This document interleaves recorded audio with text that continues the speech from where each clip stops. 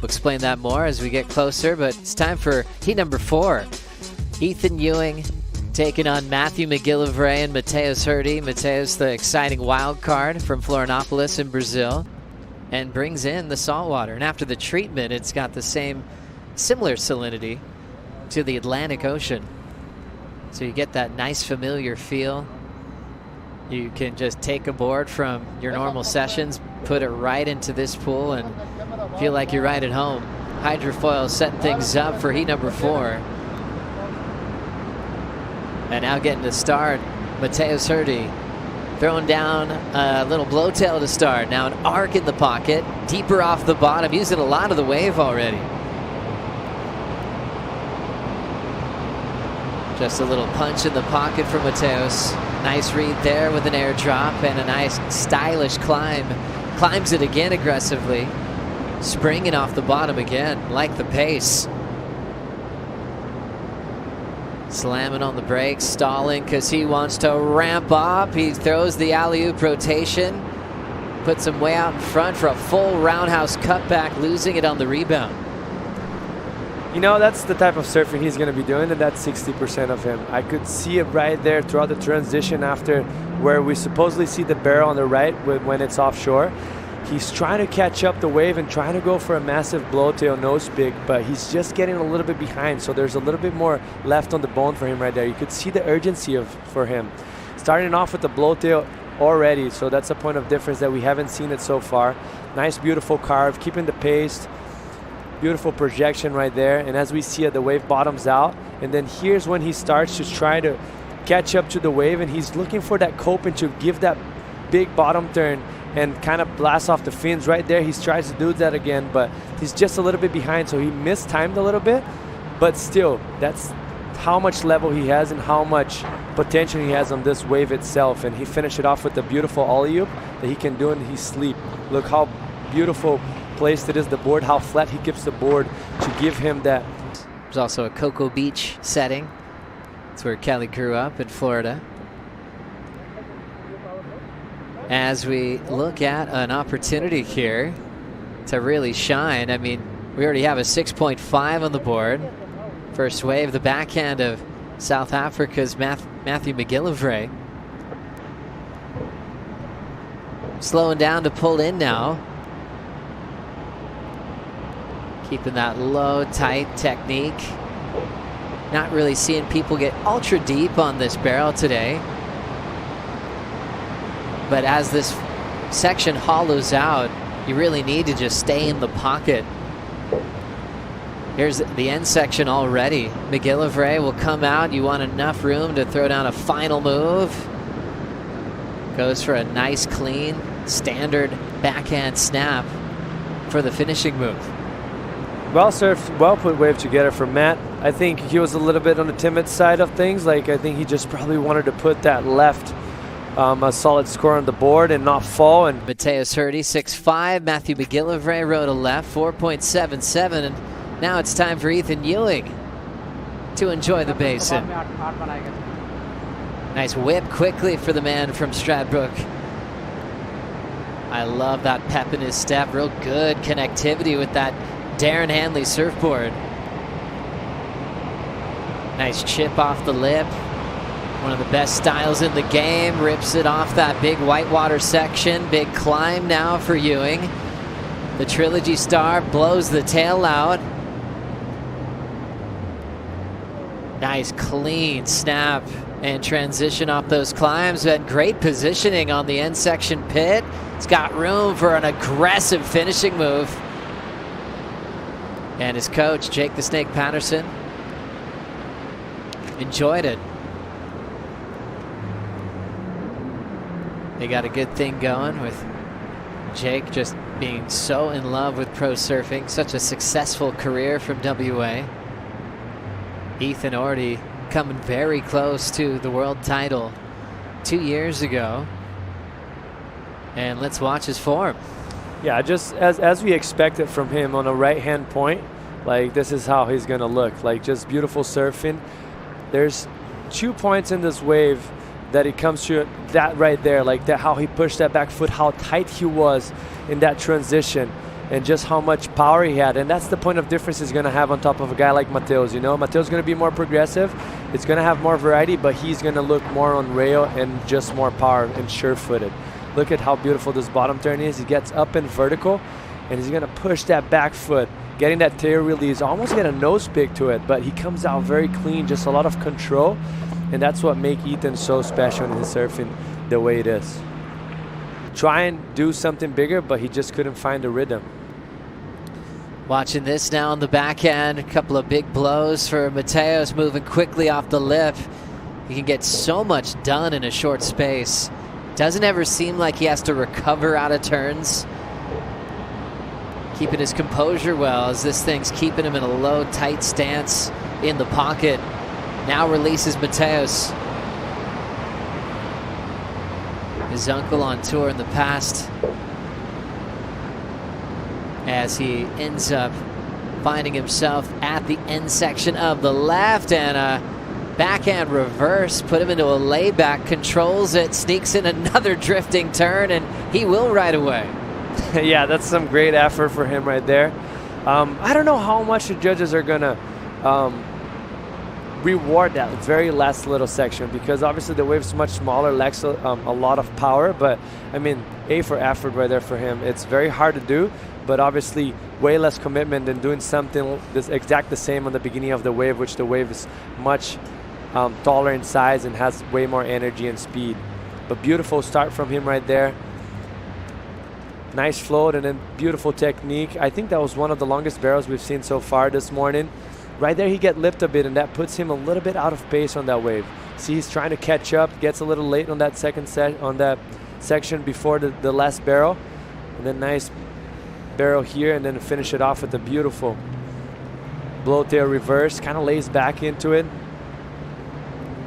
You're gonna see his foot moving forward right there. Both of his foot moving forward, giving that the stability, whipping it back around, kind of almost loses and regroups it, uses those backhands to kind of give him support with the energy of the wave and put himself back up.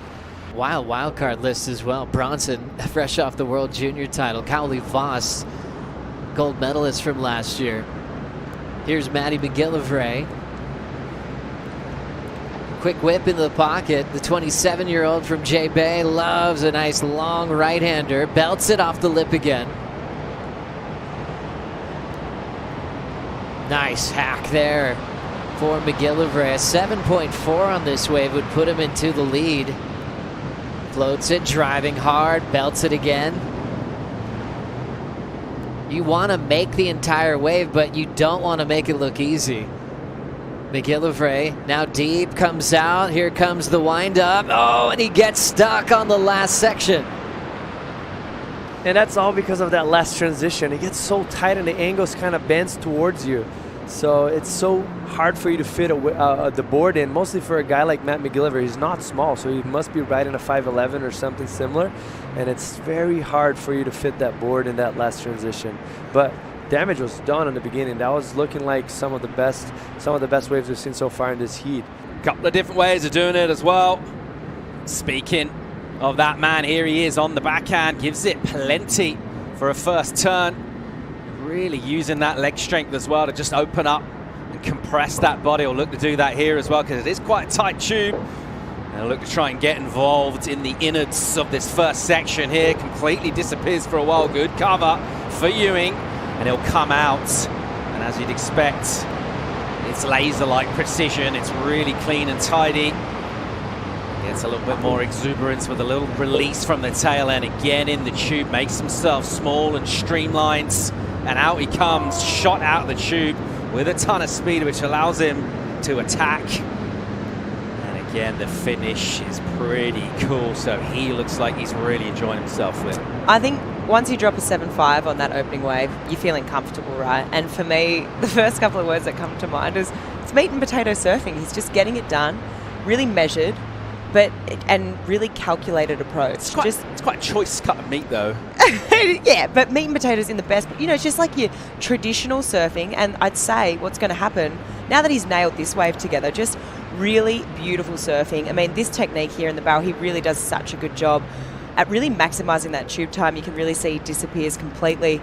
But what I'm trying to say is just illustrating how to put together a great heat, right? It's textbook. And then from now on, he's going to feel really comfortable with these first 2 waves. He can, if he needs to push it on the next 2, he can. You know, he's already locked in what I'd say is probably a pretty good score for his opening left. But this here, I mean, even the last barrel section here, he gets incredibly deep. I actually thought, I was like, wow, okay, it looks like this thing's going to run off without him. But let's watch the setup here. So shifts that weight really far forward on the board. And he's completely covered here. And just so deep in this barrel. I actually thought he was gone and just come flying out of this. It's sort of like a slabby section, this last tube. But he did really well there. And yeah, I'd say he's going to probably lock in a pretty nice score. Here we go with Herdy on the forehand for him. And he'll just square off, get a nice gouging carve and then pushing too hard. Fairly hefty number at the moment, Matt. Of course, we've seen him go as good as you can get on the scale. Can't help but get past that huge 10 that he got over in Tahiti. Just unbelievable, kind of life-changing stuff, that sort of wave. A very different proposition here, but he is a cool customer. I think his preparation for his heat and just how he gets ready seems to be a pretty good match for the sort of wave where there will be some questions asked of yourself, but ultimately it's all about what you do when you get to your feet. Here he goes on the backhand. McGillivray off the top. Gives it a little extra squirt off the bottom just to open things up and make the angle for himself. Up in the corner, look to park it here and get some cover behind the curtain. First section surrounds him and he'll get deeper again. And as he comes out the tube, a little wiggle off the bottom, then a nice full-blooded hit into the lip again. A little bit more sting out of the tail, so good rhythm and flow through here. Now some more tube time. It will get real compressed and small. The back knee is down on the deck of the board and coming out for a nice finish as well. So a really well put together wave with a ton of flow, some great viz from inside the tube as well. But his requirement of that 823, that's pretty solid. Yeah, it's a big requirement for Matt, but I liked what he put together. I really liked how he sort of was able to sort of manipulate the pace of that wave. I saw him do a couple of little adjustments in the beginning period just to make sure he could maximize this critical section. So it was super important, and just tucks into this barrel here, so tight and compact, and really beautiful fin release there for the finish. You can just see, I mean, he's fully covered there on that last section, really leaning in with his whole side of his body, comes straight out of that, I mean, and hits this last section. Big fin release there, comes down, and then straight back up into this section. His approach here in the basin, see what he can do already. Good numbers locked in for him, 7.5 already for his right, so obviously an improvement on that. It's going to be something pretty special.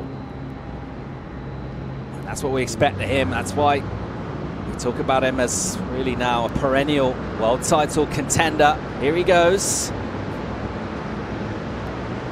He'll just open up a couple of those rangefinder turns really, and then mixing it by getting that tail. And then the timing's so good to get plenty of spray. Just puts it up, back down into the pocket of the wave. Bottom turn, just a coiled spring, which gives him so much time and space to get creative. And just toying with these sections here. And he'll put it inside the tube, just slips in real smooth, as you'd expect, and then gives it a good gouge to finish as well. Taking it all in his stride, full flow, Ethan Ewing. That was pretty incredible. I think there's so many, you know, you can often look at this wave and it looks like surfers are trying to catch up. He looked like he was trying to wash off speed, and this thing moves at an incredible pace. I mean, that was just beautiful to watch. It just, the variety that he gave us too, between those different carving maneuvers, the way he was sort of playing with it, toying with it. I can't wait to break this one down because, I mean, this is just absolute surfing at its finest at the wave. That section there, I mean, just straight up into the lip, tail slide into the lip again, and then, I mean, it kind of looks like to me, I mean, to sort of bring that nose all the way back around and then come out of that turn and look like you're playing with it. You're basically like, okay, is that all you got? Do you want to go a bit faster? That's what it looks like to me. it's kind of like, hey, hang on a second. He looks super in control, super smooth. I mean, most people when you're watching this wave look like they're almost trying to play catch up with this thing. It breaks so fast, but that's my number one takeaway is that, I mean, he's got all the speed in the world, and the transitions between the turns and the turns he's choosing on this wave, yeah, they're second to none. I mean, Ethan Ewing, just ominous signs, a throwaway score, just dropping a 7 really, but sort of barely looking like he's trying. He's not hucking Hail Marys or none of that sort of stuff, just really cruising through the gears and looking all right so far in this. Can't wait to see this wave here from Mateus Herdy. Let's see if he can make amends. He'll be annoyed with himself for his last wave on the right. Here he goes, backhand attack from Mateus, winds into it, gives it a couple of cracks, which will feel nice for him now, looking to get some cover. He'll grab the rail and the wall, try and slow himself down just the right amount, get cover. And to go big on that score, you really do need to completely disappear or come out and just tag this, and then really thinking about going massive here. So he'll actually let the wave stand up and run in front. He'll get a big ramp section, a huge backhand air with loads of height, and he landed bum on the board. That could have been painful. I think he's okay, but a high risk maneuver in a section, just putting it down. But he seems physically fine anyway, because that could have got awkward real fast, Flick. Oh, you definitely don't want that board flipping up the other way, let me tell you that much. Back to the action here, having a look. Surfer out of South Africa, McGillivray. On a running right-hander, knows a thing or two about those kind of waves. Living at J-Bay and living his best life and enjoying being on this elite tour with the best in the world, and showing why he's very much part of that conversation as well. Just trying to stick with this one, but it doesn't want him, and that's awkward. Gets a little caught behind it. Something we've seen less of here compared to at the Surf Lunch, with this a little bit more even pace, but Matty unable to get back out on the face there. What do you think he goes for here, Flick? What's he going to do? I think we're going to see some explosive surfing. I think he's going to absolutely go for it. I mean, that's what Jack did. I think we're going to see I think we're going to see him try and get even more critical, even more tighter in the pocket. So a free hit here for Ethan Ewing. We'll just enjoy the surfing. Back to the wall for him as he'll go on this left-hander and open up. Nice and vert, just giving it a chop to displace a bit of water. Gets a fourth maneuver in before things will cup out and open up for the first tube section. Gets amongst it. Pretty tunneled right now, Ethan Ewing. Sustained tube time for him. Comes out and starts to open up. Everything absolutely dialed in and heading in the right direction. He has to give it a little bit of a shimmy to get inside this one. Now the entry into the tubes is something that will be rewarded if you can get in late rather than stalling for ages to try and get cover. He did that there. Wow. He looked like he was having fun, but he was surfing so critical. I mean, he definitely was explosive, and the way that he tackled that first section, and then how he positioned to get so deep in that first barrel part of the wave was pretty incredible to watch. I'm interested to see if this is going to better that 6.23, because that first, he got so deep, he got so much tube time, really maximised it, and looking forward to breaking this one down.